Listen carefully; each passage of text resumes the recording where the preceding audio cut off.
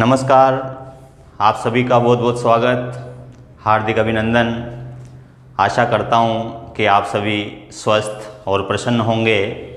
साथियों, पिछले वीडियो में हमने ऑनलाइन कक्षाओं का शुभारंभ किया और उसमें मुझे आपकी जो सकारात्मक प्रतिक्रियाएं प्राप्त हुई है, आपने जो स्नेह सिंचित प्रतिक्रियाएं अभिव्यक्त की हैं, उन्हीं प्रतिक्रियाओं के परिणाम स्वरूप मेरे अंदर एक नई ऊर्जा, नए उत्साह और एक नई प्रेरणा का संचार हुआ और उसी नई ऊर्जा के साथ आज हम दूसरा टॉपिक प्रारंभ करने जा रहे हैं और अपना आज का दूसरा टॉपिक होगा व्याकरण शास्त्र का इतिहास। तो आप सभी हेडिंग डालेंगे व्याकरण शास्त्र का इतिहास। व्याकरण शास्त्र का इतिहास, ये जो विषय हैं, टॉपिक हैं, इसकी विषय वस्तु क्या है, क्या इसका कंटेंट है, इसके अंतर्गत हमें क्या क्या चीज़ें पढ़नी है, जरा हम इसके बारे में विचार कर लें, चर्चा कर लें। व्याकरण की जब से उत्पत्ति हुई है तब से लेकर व्याकरण की जो अद्यतन स्थिति है, अद्यतन जो विकास परंपरा इसकी रही है, उसी विकास परंपरा का अध्ययन व्याकरण शास्त्र का इतिहास कहलाता है। व्याकरण शास्त्र के इतिहास के विकास की इस श्रृंखला में जिन जिन आचार्यों ने अपनी रचनाओं के माध्यम से व्याकरण शास्त्र को उपकृत किया है, उन समस्त रचनाकारों और उनकी समस्त रचनाओं का अध्ययन इस विषय के अंतर्गत किया जाता है। तो आइए हम पढ़ते हैं कि किन किन आचार्यों ने व्याकरण शास्त्र के विकास में क्या क्या योगदान दिया और उन्होंने अपनी कौन कौन सी रचनाओं के द्वारा इस शास्त्र को उपकृत किया है। सर्वप्रथम व्याकरण शब्द के बारे में थोड़ी सी हम चर्चा कर लें। व्याकरण शब्द कैसे बना, क्या इसकी व्युत्पत्ति है, क्या इसका प्रकृति प्रत्यय है, क्या इसका अर्थ है। सबसे पहले हम बात करेंगे व्याकरण शास्त्र के प्रकृति प्रत्यय की। व्याकरण शास्त्र के प्रकृति प्रत्यय, व्याकरण शब्द के प्रकृति प्रत्यय से तात्पर्य यह है कि ये शब्द बना कैसे, इस शब्द का स्वरूप क्या है, इसमें कौन सी धातुएं हैं, कौन सा प्रत्यय है और कौन सा उपसर्ग लगा हुआ है। प्रकृति प्रत्यय का अर्थ यही होता है। प्रत्यय, प्रत्यय का मतलब जो धातु या शब्द के पीछे जुड़ता है वो प्रत्यय कहलाता है, लेकिन जिसमें वो प्रत्यय जुड़ता है वो कहलाती है प्रकृति। तो प्रकृति का मतलब है मूल शब्द या मूल धातु, और उसी मूल शब्द या मूल धातु में जो अवयव पीछे जुड़ता है वही अवयव कहलाता है प्रत्यय। ये जो दो अवयव हैं, प्रकृति और प्रत्यय, इन दोनों अवयवों के संयोग से शब्दों का निर्माण होता है।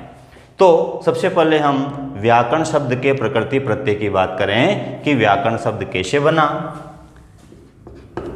व्याकरण शब्द में दो उपसर्गों का प्रयोग हुआ, वि उपसर्ग और आंग उपसर्ग। जो आंग उपसर्ग हैं, इस आंग उपसर्ग का शेष बचता है आ। हिंदी में आ उपसर्ग माना जाता है और संस्कृत में आंग उपसर्ग है। आंग उपसर्ग में ङकार की इत संज्ञा होने के बाद आ शेष बचता है। इन दोनों उपसर्गों के बाद इसमें मूल धातु आती है क्री, और इसमें जो प्रत्यय लगा है वो प्रत्यय है ल्युट। तो चार अवयवों से मिलकर व्याकरण शब्द बना है। इनमें दो तो उपसर्ग हैं, एक धातु है और एक प्रत्यय है। वि और आंग उपसर्ग, क्री धातु और ल्युट प्रत्यय। वि और आंग ये दोनों उपसर्ग हैं, क्री ये धातु अवयव हैं और ल्युट यह एक प्रत्यय है। यहाँ पर एक बात पर ध्यान देना होगा कि जो ल्युट प्रत्यय हैं, इस ल्युट प्रत्यय का शेष बचता है यू। संस्कृत भाषा में कोई सा भी प्रत्यय हो, प्रत्येक प्रत्यय का कोई न कोई अवयव लुप्त होता है और कोई न कोई अवयव शेष बचता है।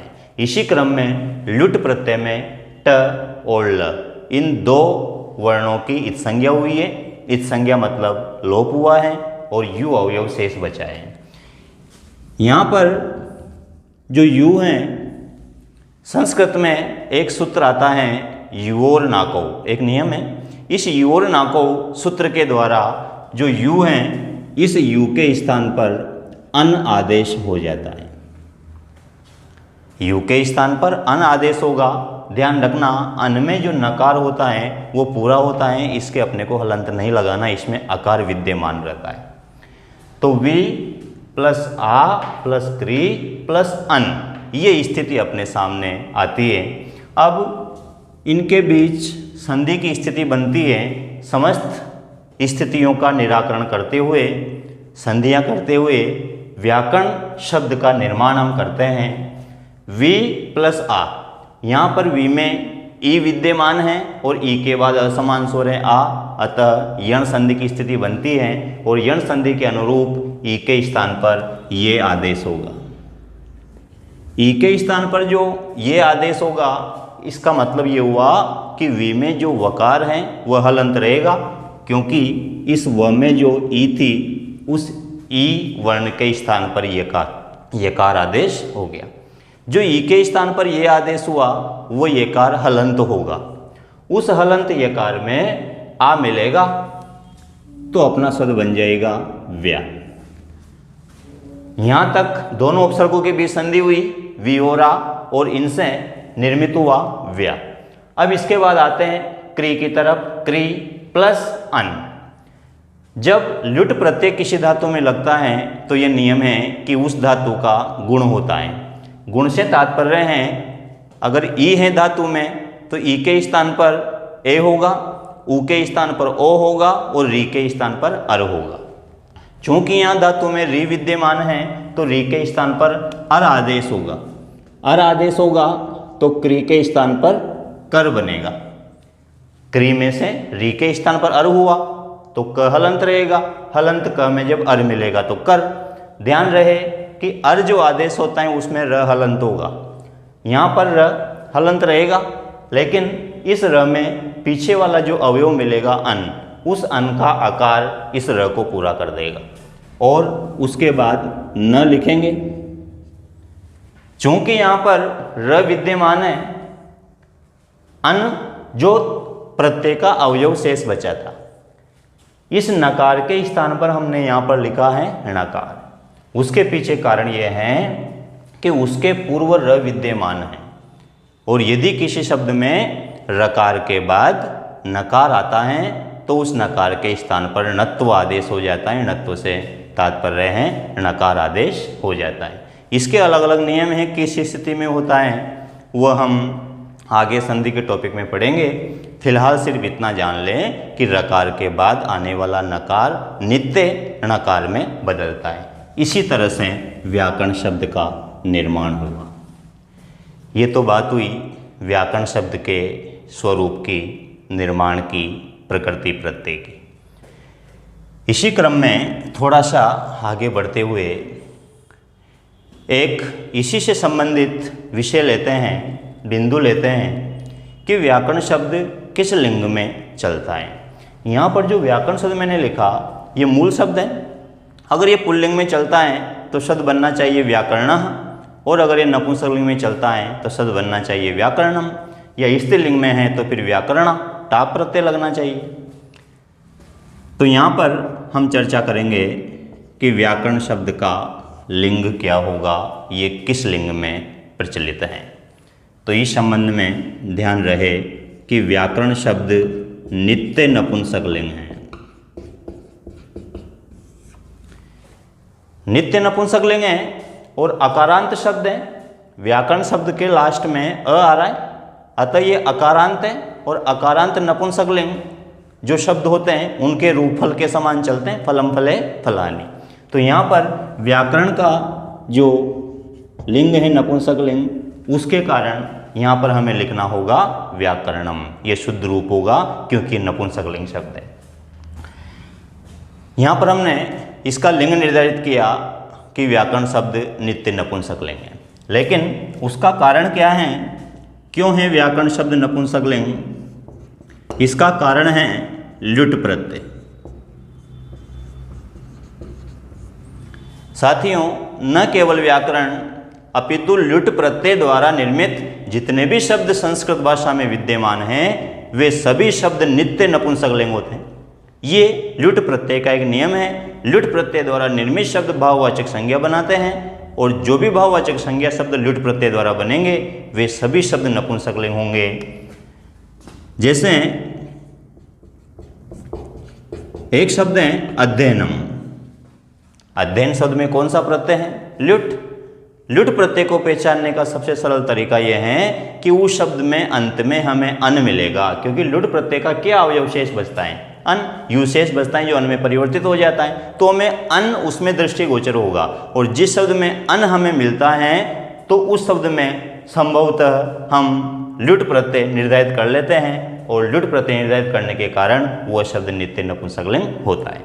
तो किसी भी शब्द में अगर अन नजर आता है तो सामान्यतः उस शब्द में लुट प्रत्यय होगा और वह शब्द निश्चित रूप से नपुंसकलिंग में प्रचलित होगा।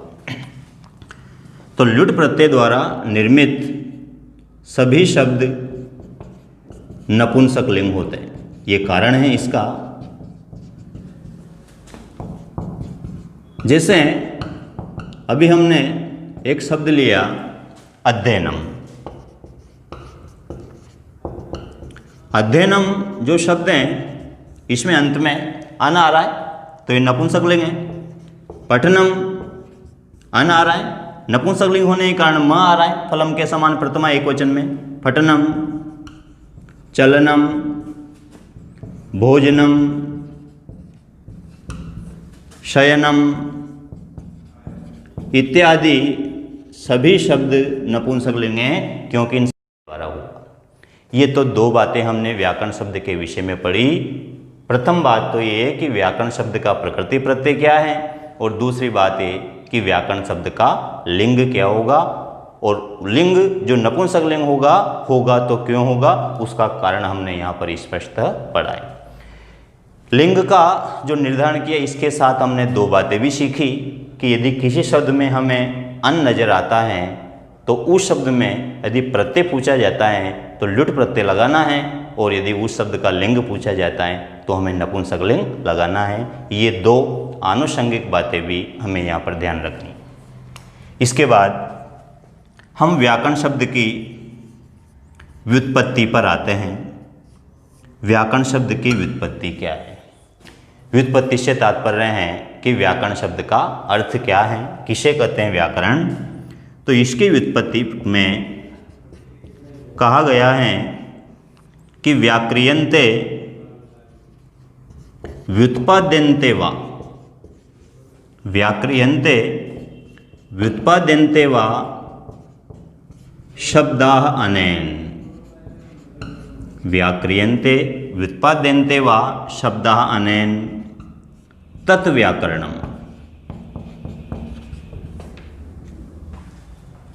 इसका अर्थ यह हुआ अनेन जिसके द्वारा। किसे कहते हैं व्याकरण? अनेन जिसके द्वारा शब्दाः व्याक्रियन्ते शब्दों को व्याकृत किया जाता है। व्याकृत से तात्पर्य है शब्दों का विश्लेषण करना, शब्दों को तोड़ना, शब्दों का प्रकृति प्रत्यय करना। जैसे हमने व्याकरण शब्द का प्रकृति प्रत्यय किया तो इस प्रकृति प्रत्यय में क्या किया हमने? शब्द को तोड़ा, शब्द का विश्लेषण किया। तो व्याकृत करने का अर्थ है शब्द का विश्लेषण करना अर्थात उसका प्रकृति प्रत्यय करना। व्युत्पाद्यन्ते वा या व्युत्पत्ति बताई जाती है। व्युत्पत्ति का अर्थ है उस शब्द का अर्थ बताना। तो अनेन जिसके द्वारा, वह शास्त्र जिसके द्वारा शब्दाः व्याक्रियन्ते शब्दों को व्याकृत किया जाता है, शब्दों का प्रकृति प्रत्यय किया जाता है, अथवा व्युत्पाद्यन्ते शब्दों की व्युत्पत्ति बताई जाती है, वह शास्त्र व्याकरण शास्त्र कहलाता है। तो इसका अर्थ होगा जिस शास्त्र के द्वारा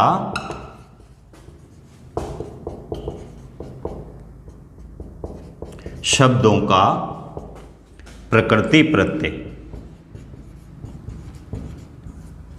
ब्रैकेट में हम लिख सकते हैं विश्लेषण, जिस शास्त्र के द्वारा शब्दों का प्रकृति प्रत्यय अथवा व्युत्पत्ति व्युत्पत्ति का तात्पर्य है उस शब्द का अर्थ बताना अथवा व्युत्पत्ति बताई जाती है, वह व्याकरण शास्त्र कहलाता है।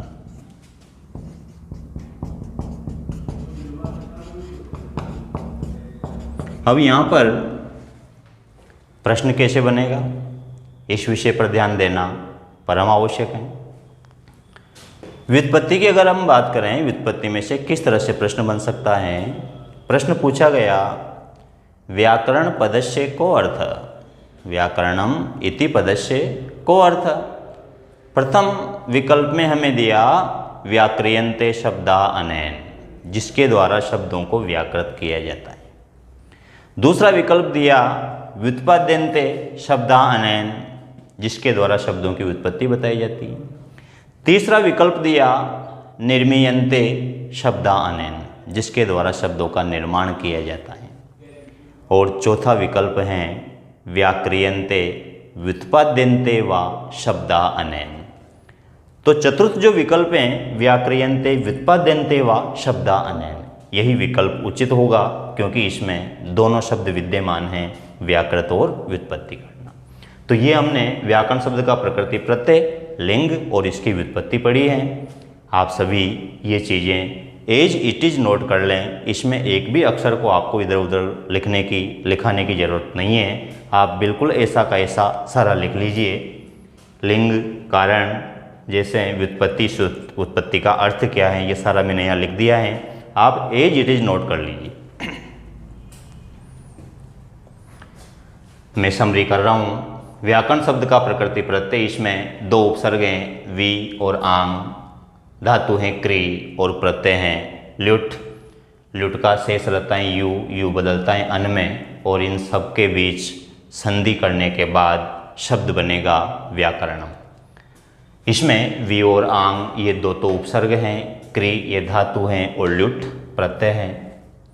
व्याकरण शब्द का लिंग यदि पूछा जाता है तो व्याकरण शब्द नित्य नपुंसक लिंग है, और उसका कारण है कि ये ल्युट प्रत्यय द्वारा निर्मित हैं, और ल्युट प्रत्यय द्वारा निर्मित सभी शब्द नपुंसक लिंग होते हैं, जैसे अध्ययनम, पठनम, चलनम, भोजनम, शयनम आदि। ल्युट प्रत्यय को कैसे पहचानेंगे, तो इसमें ध्यान रहे उस शब्द में अपने को स्पष्टतः अन नजर आएगा। व्युत्पत्ति व्याक्रियन्ते व्युत्पाद्यन्ते वा शब्दा अनेन तत् व्याकरणम, अनेन जिसके द्वारा, तृतीयांत पद है, इसका अर्थ होगा जिसके द्वारा शब्दः व्याक्रियन्ते शब्दों को व्याकृत किया जाता है, प्रकृति प्रत्यय किया जाता है। व्युत्पाद्यन्ते वा या शब्दों की व्युत्पत्ति बताई जाती है, अर्थ बताया जाता है। तत् व्याकरणम वह शास्त्र व्याकरण शास्त्र कहलाता है। ये बात हुई व्युत्पत्ति की। अब इससे आगे हम बढ़ते हैं और हम बात करते हैं एक शब्द की जो व्याकरण के स्वरूप के समान ही जिसका स्वरूप है। एक शब्द प्रचलन में है वैयाकरण। ये जो शब्द है वैयाकरण, इस शब्द के बारे में आपने निश्चित रूप से कहीं ना कहीं सुना होगा, कहीं ना कहीं ये शब्द आपने देखा होगा। तो अभी जिस शब्द का परिचय हमने प्राप्त किया उसी शब्द से मिलता जुलता ये शब्द है वैयाकरण। तो कौन सा शब्द इनमें से सही है?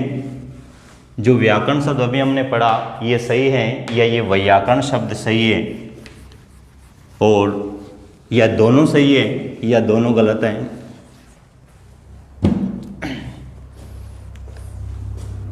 क्या अर्थ होगा इसका वैयाकरण का? तो इस विषय में जो इसकी व्युत्पत्ति है वैयाकरण शब्द की कि किसे कहते हैं वैयाकरण, तो इसकी व्युत्पत्ति में लिखा है कि व्याकरणम अधीते वेत्ति वा, व्याकरणम अधीते वेत्ति वा सह वैयाकरण।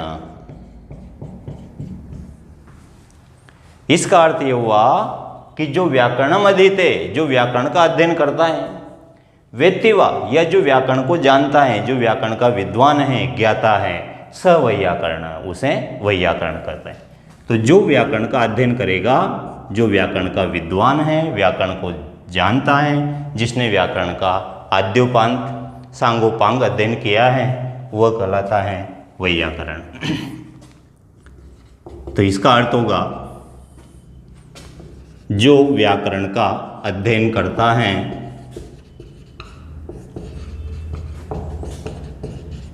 अथवा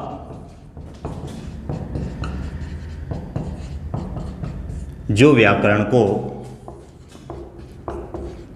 जानता है वह वैयाकरण कहलाता है। एक बात और कि जो वैयाकरण है उस वैयाकरण को शाब्दिक भी कहते हैं। वैयाकरण का ही एक पर्याय है शाब्दिक। तो ध्यान रहे, वैयाकरण को शाब्दिक भी कहा जाता है। वैयाकरण को शाब्दिक इसलिए कहा जाता है क्योंकि वैयाकरण का अर्थ है शब्दों का ज्ञाता। जो व्याकरण का ज्ञाता है वही वैयाकरण है। और व्याकरण में किसका ज्ञान प्राप्त किया जाता है? शब्दों का। तो जो शब्दों का ज्ञाता है वही शाब्दिक है और वही वैयाकरण है। अब यहाँ पर अभी हमने इतना सीखा कि वैयाकरण किसे कहते हैं। यदि हमसे प्रश्न पूछा गया वैयाकरण पदस्य को अर्थ, अब विकल्प हैं व्याकरणम अधीते, व्याकरणम वेत्ति, व्याकरणम जानाति और चौथे विकल्प में विद्यमान है व्याकरणम अधीते वेत्ति वा। ये इसकी सर्वश्रेष्ठ व्युत्पत्ति है। तो आप यही विकल्प उत्तर के रूप में चुनेंगे, व्याकरणम अधीते वेत्ति वा। एक अगर प्रश्न बनता है कि व्याकरण शास्त्रे कति वैयाकरणा सन्ति, व्याकरण शास्त्र में कितने वैयाकरण हैं, या फिर शब्द आता है कति शाब्दिकाः, शाब्दिक कितने हैं। अब तक व्याकरण शास्त्र में कितने ऐसे आचार्य हुए जिन्हें व्याकरण का संपूर्ण ज्ञान था, जो व्याकरण को जानते थे और जिन्हें हम वैयाकरण या शाब्दिक का दर्जा दे सकते हैं, या हमारे विद्वानों ने उन्हें शाब्दिक का दर्जा दिया है। ऐसे विद्वान, ऐसे वैयाकरण कितने हैं। तो अगर यहाँ पर प्रश्न बनेगा तो वो इस तरह से बनेगा कि कति शाब्दिका सन्ति, शाब्दिकों की संख्या कितनी है, या कति वैयाकरणाः सन्ति, वैयाकरण कितने हैं। तो ध्यान रहे, इस संबंध में स्पष्ट उल्लेख मिलता है अष्टौ शाब्दिका,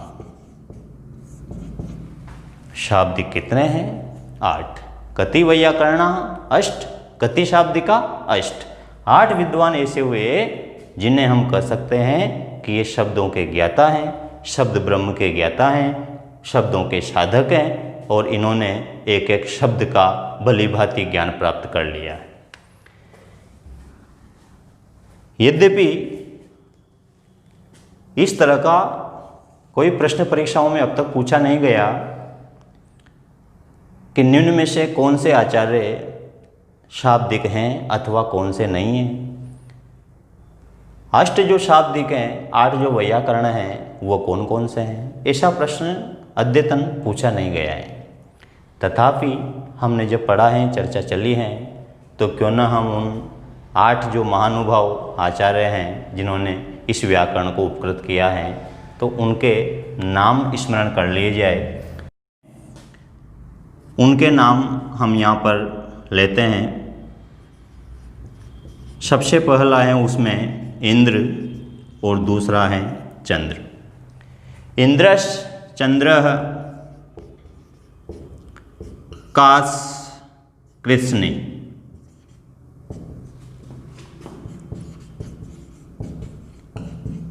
इंद्रश् चंद्रः कास कृष्णा पिशलः शाकटायना। एक पद्य है और इस पद्य में संपूर्ण वैयाकरणाचार्यों के नाम दिए हुए हैं। इंद्रश् चंद्रः कास कृष्णा पिशलः शाकटायना।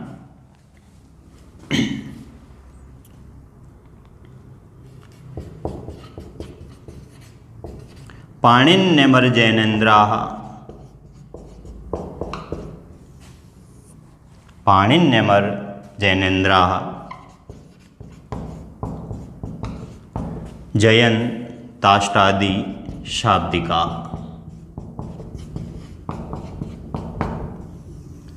इस पद्य में संपूर्ण 8 शाब्दिकों के नाम हैं। सबसे पहला है इंद्र, दूसरा है चंद्र, तीसरा है काशकृष्ण, चतुर्थ है आपिशल, पंचम है शाकटायन, षष्ठ है पाणिनि, सप्तम है अमर जैनेन्द्र और अंतिम है जयंत। इनके नाम मैं अलग अलग लिख देता हूँ। सबसे प्रथम है इंद्र, द्वितीय हैं चंद्र, तृतीय हैं काशकृष्ण, चतुर्थ हैं आपिशल, पंचम हैं शाकटायन, षष्ठ हैं पाणिनि, सप्तम हैं अमर जैनेन्द्र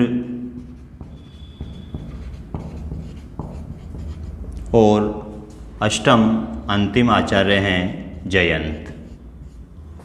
ये 8 शाब्दिक हुए अब तक। इनके नाम आप स्मरण रख सकते हैं, अलग अलग भी याद रख सकते हैं, और यदि आप ये श्लोक स्मरण रखने में समर्थ हैं तो श्लोक याद रख लीजिए, इसमें सभी नाम आ चुके। आप ये सारी चीज़ें यथावत नोट कर लें।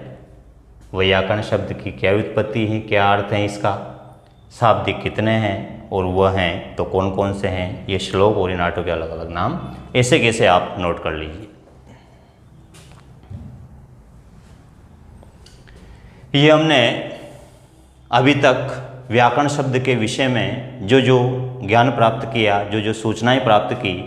सबसे प्रथम हमने लिया व्याकरण शब्द का प्रकृति प्रत्यय क्या है, तदुपरांत हमने लिया कि व्याकरण शब्द का लिंग क्या है, तदंतर हमने ये सीखा कि व्याकरण शब्द नपुंसक लिंग में चलने का कारण क्या है।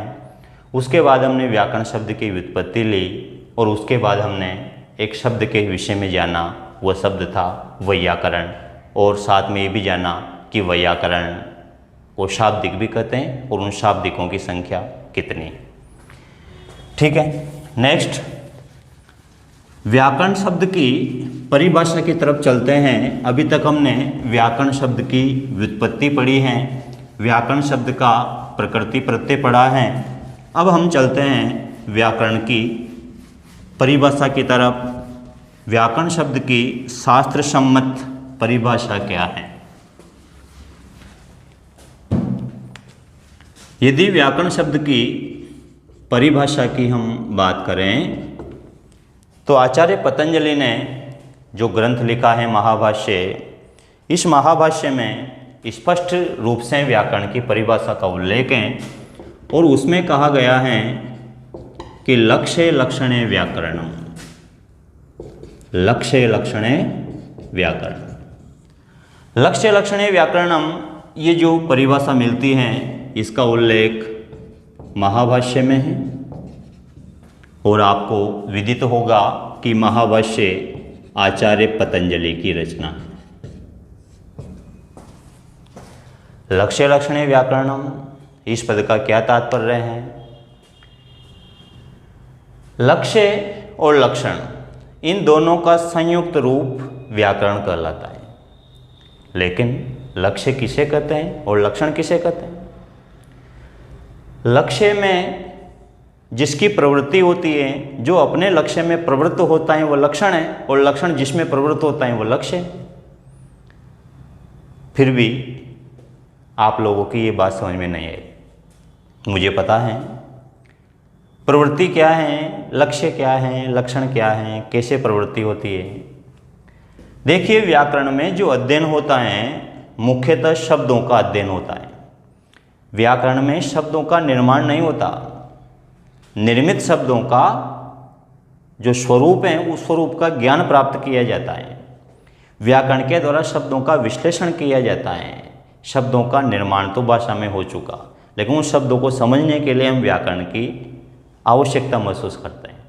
तो यहाँ पर जो लक्ष्य पद दिया हुआ है, इस लक्ष्य पद का अर्थ है शब्द अर्थात उदाहरण। अब प्रत्येक उदाहरण को सिद्ध करने के लिए, प्रत्येक शब्द को सिद्ध करने के लिए व्याकरण के कुछ नियमों की आवश्यकता होती है, और जो नियम है व्याकरण के, उन्हीं नियमों को कहते हैं लक्षण। और हमें पता है कि व्याकरण के नियम सूत्रों के रूप में विद्यमान हैं। तो यहाँ पर जो लक्षण शब्द हैं, इस लक्षण का तात्पर्य है सूत्र।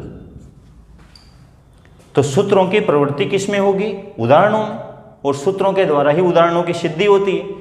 तो हमें सिद्धि सूत्र की करनी है या उदाहरण की करनी है? हमारा लक्ष्य क्या है? सूत्र लक्ष्य है या उदाहरण लक्ष्य है? हमारा लक्ष्य है उदाहरण की सिद्धि करना, शब्दों की सिद्धि करना। इसलिए जितने भी उदाहरण हैं, जितने भी शब्द हैं, वह कहलाते हैं लक्ष्य। और उन शब्दों को सिद्ध करने के लिए जो सूत्र इनमें प्रवृत्त होते हैं, वे सूत्र कहलाते हैं लक्षण। तो लक्ष्य और लक्षण का संयुक्त रूप व्याकरण कहलाता है। इसका सीधा सीधा तात्पर्य है कि समस्त उदाहरण और समस्त सूत्र, ये दोनों मिलकर संयुक्त रूप से व्याकरण कहलाते हैं। तो यहाँ पर हम इसका अर्थ लिखेंगे कि शब्दों, ब्रैकेट में हम लिखेंगे उदाहरणों व सूत्रों का संयुक्त रूप व्याकरण कहलाता है।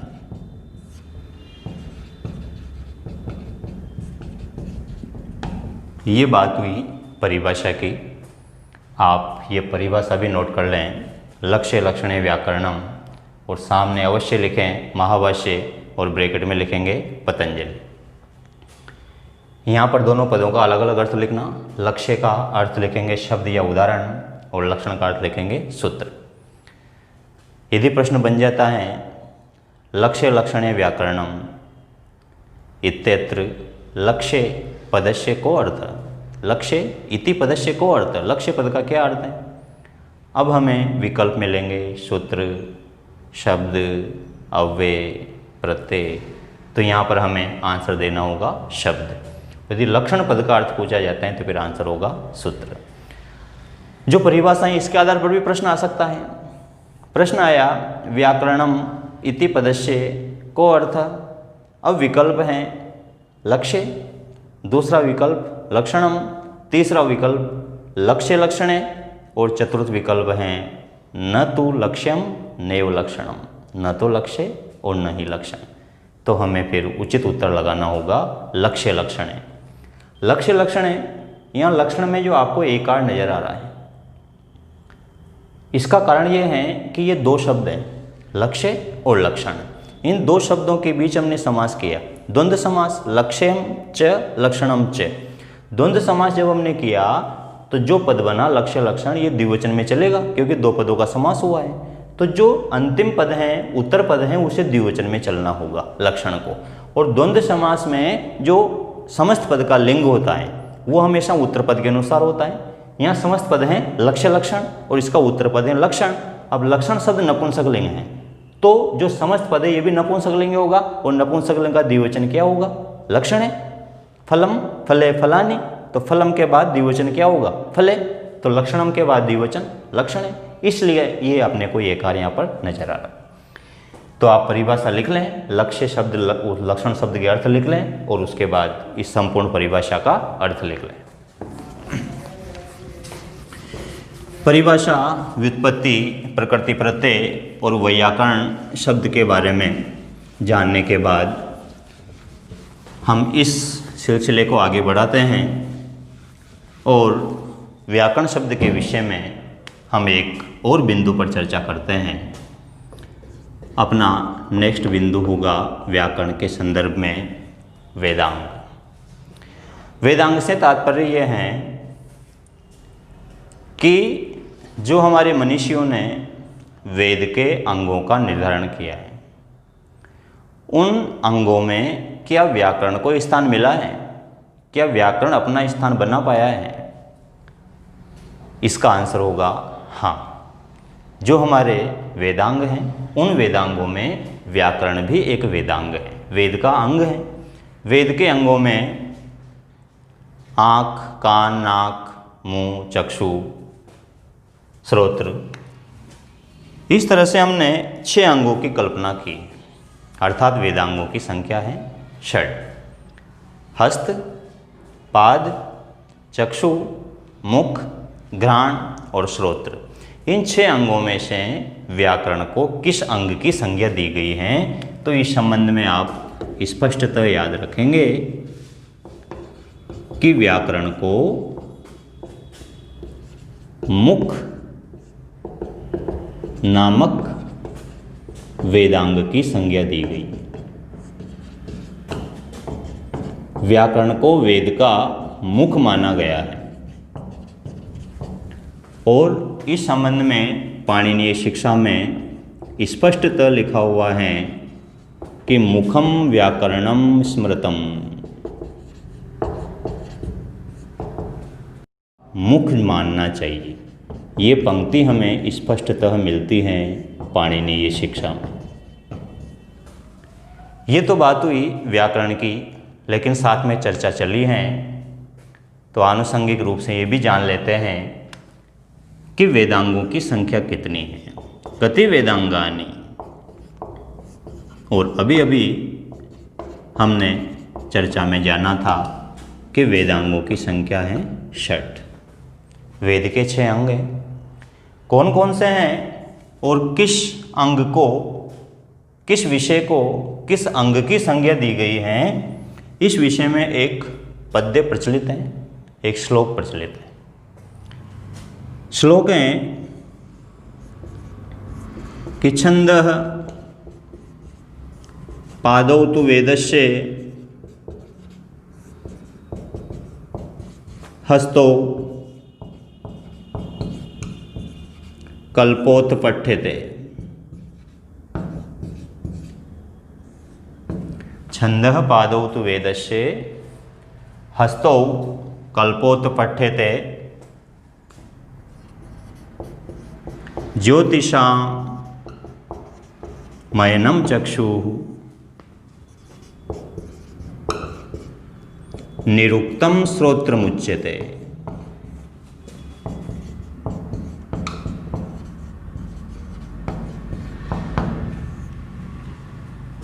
छंदः पादौ तु वेदस्य हस्तौ कल्पोथ पठ्यते ज्योतिषामयनं चक्षु निरुक्तं श्रोत्रमुच्यते। और अंतिम पंक्ति इसकी कि शिक्षा घ्राणं तु वेदस्य मुखम व्याकरणम स्मृतम। शिक्षा घ्राणं तु वेदस्य मुखम व्याकरणम स्मृतम, ये पंक्ति भी पाणिनीय शिक्षा में हमें स्पष्टतः मिलती है। इसमें समस्त 6 अंगों के विषय में बताया गया है कि किस विषय को व्याकरण के किस अंग की संज्ञा दी गई है। इन 6 को हम स्पष्टतः अलग अलग लिख लेते हैं। सबसे पहला हमारा विषय है छंद, पहला वेदांग है छंद। छंदः पादौ तु वेदस्य, छंद को वेद के पाद की संज्ञा दी है। उसके बाद द्वितीय वेदांग अपना कल्प, और कल्प को हस्त, वेद के हाथों की संज्ञा दी गई है। तृतीय वेदांग है ज्योतिष, ज्योतिष को वेद के चक्षु अर्थात नेत्र की संज्ञा दी गई है। चतुर्थ वेदांग है निरुक्त, और निरुक्त को श्रोत्र की संज्ञा दी गई है। श्रोत्र से तात्पर्य है कान। पंचम वेदांग अपना शिक्षा, और शिक्षा को घ्राण की संज्ञा दी गई है। घ्राण का अर्थ होता है नासिका। और अंतिम वेदांग है व्याकरण, और व्याकरण को संज्ञा दी गई है मुख की। व्याकरण को हमने कहा है मुख। ये 6 वेदांग स्पष्ट इस पद्य में श्लोक में दिए हुए हैं। इनमें मुख्य रूप से हमें 2 वेदांग विशेष रूप से याद रखने हैं, एक तो छंद और एक व्याकरण। ये जो अन्य विषय हैं ये वैदिक साहित्य से संबंधित हैं, हमारे जो सिलेबस में हैं और जिसकी हमें बार बार आवश्यकता महसूस करते हैं, जिनकी हम ज़्यादा प्रचलित हैं वो हैं व्याकरण और छंद, तो ये आप विशेष रूप से याद रखेंगे। तो अभी हमने पढ़ा कि व्याकरण के कितने अंग हैं, व्याकरण को किस माफ़ कीजिएगा, वेद के कितने अंग हैं, व्याकरण को वेद के किस अंग की संज्ञा दी गई है, और कौन सा विषय किस अंग के तहत परिभाषित किया गया है, ये सारी चीज़ें आप बिल्कुल इसी रूप में नोट कर लीजिए।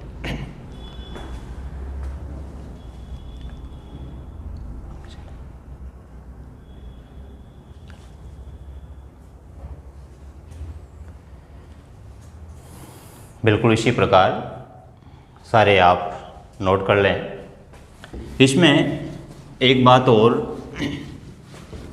कि जो 6 वेदांग हमने पढ़े, यदि हमसे प्रश्न पूछ लिया जाए कि षड वेदांगेषु प्रधानम वेदांगम किम, 6 वेदांगों में सर्वाधिक प्रधान वेदांग कौन सा है?